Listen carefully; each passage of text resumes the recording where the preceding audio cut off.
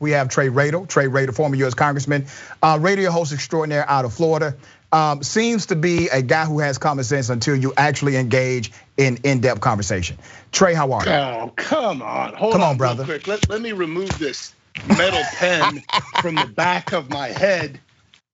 Damn, Bill Gates shooting this stuff into my veins, and now I'm magnetized. Damn. What do you think about that? But before we get into the debate, because this person, I promise you, a Trump supporter. She believes that the election was stolen. Listen, man, you know I'm telling the truth. She believes the election was stolen. She believes in the conspiracy theories of QAnon. And this person calls herself a doctor. This is problematic for the movement of the conservative party, is it not? Yeah, it is, but I could go anywhere in the United States and go find stupid. And they may be associated with conservatives, may be associated with liberals. And it's a problem. It's a problem on both sides, most especially when you right now doing what you're doing. You're picking the stupidest idiot out of the bunch and putting her to your millions of viewers online right now and saying, look at these people, they're the conservatives. But see, that's the thing, Trey, she's not the stupidest. You and I have talked before. Trey, I'm so far right, I meet the left. Listen, she's not the stupidest person I can find. Yeah, but brother, she's not the stupidest person I can find. That's the one correction I would make. Okay, let's talk about critical race theory. CRT, critical race theory. I've heard some of your rants about it. I completely disagree with your analysis of it. What's your beef with race relations or critical race theory? And what's up with these lawmakers passing bills, quote unquote, banning critical race theory in K through 12 education? So, man, where do we start with this? Let me try and rip through this real quick. I know you've got valuable time on your hands. So, first of all, when it comes to banning it, I don't even know what that means in terms of the legislation or what the exact curriculum means in school. Let me get to critical race theory and say, here I am on your network, your show, a white dude, a conservative, because you and I have talked extensively about race relations, about racism in this country, how it is pervasive through various systems, which I'll get to. But my biggest problem with this is that it is race first. It's a race first interpretation of all of our social dynamics.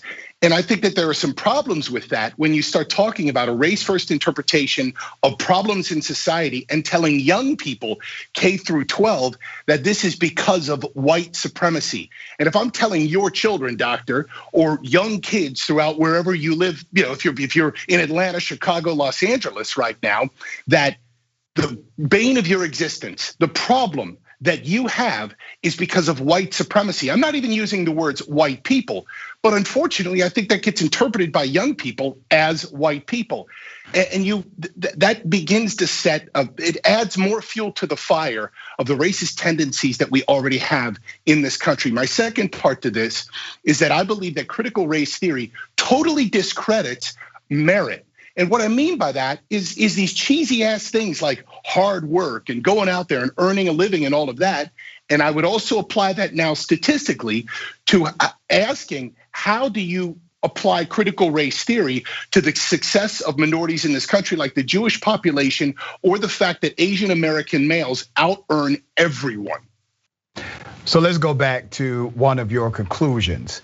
You actually said that you believe systemic racism or institutional racism exists. So let's start there. It exists, correct? So 100%, you and I have talked about it before, right? Specifically with the criminal justice system. Right, it exists. But I want to be clear. Hold on, no, Trey, I allowed you to talk, brother. It exists, which means it's a reality that students will have to face. Are you with me so far? Sure. Okay.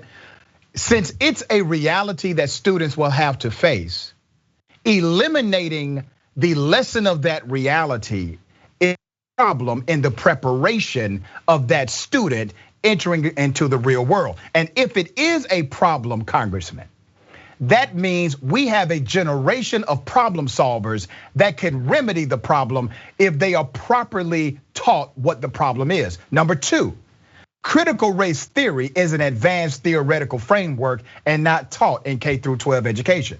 So when you look at the bills that are being passed in all of these state Republican controlled legislatures, none of these bills have the terminology critical race theory written in the bill.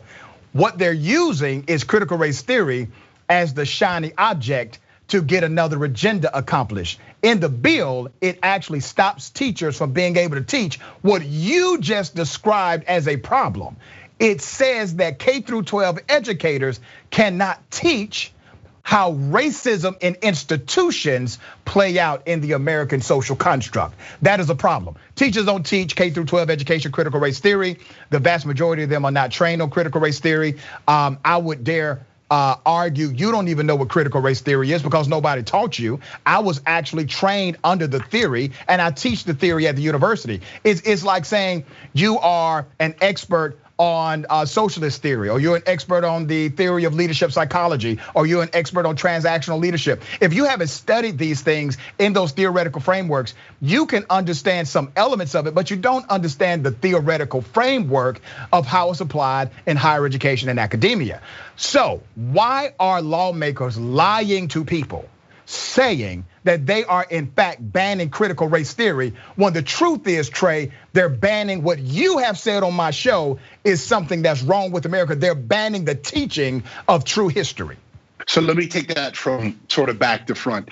If you recall, just 2 minutes ago, I started with, I don't think that lawmakers really have a definition, or school teachers or school Republican lawmakers. Make it clear, no Democrats are signing off on this. Listen to me, Doctor. You know that I'm the first to slam Republicans just as much as I do. Well, go ahead and slam them, brother. Slam them right now with the show. Whatever the hell that they can, but Trey, to rally their bases and garner more. But Republican lawmakers are the only ones doing this. Slam them specifically. There, slam, boom. I'll friggin' hit him with my magnetic powers. So listen, I talk about systemic racism and have extensively with you previously. But I think that there's a few things that I have an issue with. And hell, I'd ask you, why don't you educate me on more of the theory? But first I would talk about the difference between systemic and systematic. And where I see that shaking out is systemic is I can draw conclusions like this. I'm Trey from the suburbs of Ohio. I got a close friend here in Florida who's also Trey from an all-black neighborhood in an area that earned a nickname of Lil Pakistan because it is horrific. The crime rates, the broken, it's terrible, right? This kid's upbringing was radically different from mine, right? Like you look at the way that we both were raised, and I realize that for part of me, my difference does come from white privilege. Again, something I know and accept. Here's my problem with that. When we talk about white supremacy or white privilege, I think that unfortunately it's often used to simply shut down somebody from even having an opinion. So it's just like mansplaining. Hey, can I talk about abortion, women's health issues, this or that? No, because you have a certain body part. No mansplaining. You can't talk about this because you have white privilege. But when we look at this bigger picture of critical race theory and white supremacy, my difference of systemic racism and systematic is that systematic is saying that whites are doing this to you every single day. And that's a freaking problem when you're teaching a young child that whites are the reason that you are living in poverty, don't have a father or mother at home, and your situation is just terrible all around. Oh man, let me help you out here, brother. Because I do think you have a fundamental misunderstanding of critical race theory. So we've already established that critical race theory is not even taught in K through 12 education. So it is dishonest for Republicans to say they're signing legislation to ban critical race theory when the wording isn't even codified in the language of the bill. Let's talk about what you just described as systemic versus systematic. Here's what critical race theory does, and here's what an element of that theory does. It de-emphasizes the individual and it places a critical analysis on the institutional norm and how that policy or law or statute expressed itself and created bias. And the individuals who wrote them, some of them were implicitly biased, or some of them had what we call hyper bias. But it doesn't matter when the policy expresses itself in a bias. I will give you an example of a policy that expresses itself in bias. The Constitution says I'm 3/5 of a man. That's what it said. That is a policy that expressed itself in bias. The Declaration of Independence called Native Americans savages. That another founding document of this country expressed itself in bias. the fact that black people could not vote, the fact that black folks had to sit at certain places in restaurants. All of those traditions of our legal system and statutory code created designs. And those designs are still here, even if you decrease significantly the number of actual racists in America. If you do not critically analyze the design of these institutional policies, you will still have unequal outcomes. That's what critical race theory suggests you analyze. It is not indoctrination. Critical race theory simply asks and poses a question. That's all it does. In order for you to analyze institutions and de-emphasize individual racists. So all of that I'm fine with. But when you look at the definition according to two different areas here, that it is inherent that the United States inherently racist insofar as it functions, creates, maintains social, economic, political inequalities between whites and non-whites, and that whites are the perpetrators, or that it is unified by, loosely by the way, which is a little weird that they use that kind of ambiguous language, two themes: white supremacy in its social structural racism exists. Look, I think that you and I. Where are you reading that from, Congressman? Where are you reading that from? I've got directly from the Dictionary Britannica. The other is Wikipedia. The way that it sums up those were written by white folks. So let me give you the real definition of critical race theory. Do you know when critical race theory was created? Do you know? I believe that it started out in the 1960s and then was more solidified in the 1980s. And you are correct. So basically, the 1970s is when legal scholars, most of them understanding the diversity requirement for this nation to actually have equity or equitable outcome. So this comes from a legal scholarship doctrine in the 1970s. You don't find it ironic, Trey, that a critical theory that has been around since the 1970s is all of a sudden enemy number one after Donald J. Trump said that he wanted to ban it in the federal government? You don't find that ironic, brother, that you've never talked about this before in your natural life until Donald J. Trump said something about it while he was president of the United States? And you had a problem with a statement about America being inherently racist. Now, that's actually something I agree with. I believe America is inherently racist based on the understanding of inheritance, which is the etymology of the word inherently. Inheritance means what you have been given by way of tradition or lineage. That's what inheritance means. We agree to that, correct? Yes, I'm with you on all of this. Go ahead. Okay, so you with me on that. The inheritance of this nation goes back to the foundation of the country. And the foundation of the country was rooted in the ideology that white people of means, influence, and money could own black people in the United States. So when we say America is inherently racist, that means America inherited the racism from the formation of the country. You don't get away from that inheritance in the United States of America, and that is the inheritance we are fighting against every day. It is a bad inheritance. Where does this end up? Like what, okay. So look, you and I could sit here and talk about race all day, and I think you know where I stand. I'm a white dude from Ohio that speaks 3 languages, one of them Spanish. I didn't go travel through Latin America because I hate brown people. I love culture, I love people. But when I keep hearing over and over, you can't have opinions on this because of white privilege. You've inherited racism. I'm not saying that, brother. I know that. I'm not saying that. I brought you on the show. Let me tell you what it ends up, where it should end up.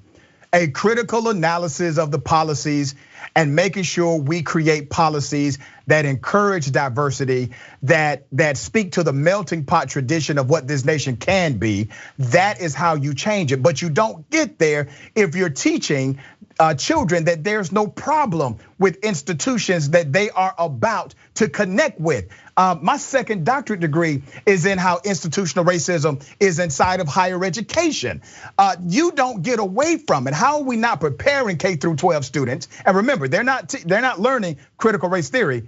But if you're not even teaching the reality of the inheritance of this country, which is steeped in racism and bigotry and slavery, if you're not teaching that, then you provide or you create students that provide no remedy for it moving forward. And the other part is this, Trey, and this is what's dangerous, man. If we are creating laws to say K through 12 educators can no longer teach racism in a particular context. Do you know how many school teachers I can find on YouTube right now who were caught teaching that Hitler was actually a good person? Do you know how many school teachers were caught teaching that white supremacy was a legitimate mainstream idea, or that black people's brains were smaller than white people's brains? We have those educators who are on record. Not one damn state legislature passed a law saying stop teaching that. Not one. Explain that to me. Dr. Richey, look, where you've taken this to next, and I know that you're limited on time, is what I would love to come on another time and talk with you about, debate with you about, is where government fits into this. Because you know where we are definitely going to be very separate on is how government takes a role in our lives to institute equality, because that becomes a major problem because of systemic racism perpetrated by the federal government decade after decade. Democratic cities by Democratic mayors who have absolutely crapped all over their public school systems, and they are the worst in the country. That's systemic racism. Okay, all right, let me go ahead and throw in some real statistics since you threw Democratic mayors and Democratic cities. The 7 out of the 8 poorest states in the United States of America but let me explain, are actually controlled by Republicans. The worst educational systems in the United States of America are under Republican leadership. I just want to make sure I provide that for context. I will have you back on the show, Congressman Radel. I appreciate you joining me on Indisputable. All right. Oh, while we may disagree, I really love being with you, bud. I appreciate you, man. Thank you. Always lively with former Congressman Trey Radel.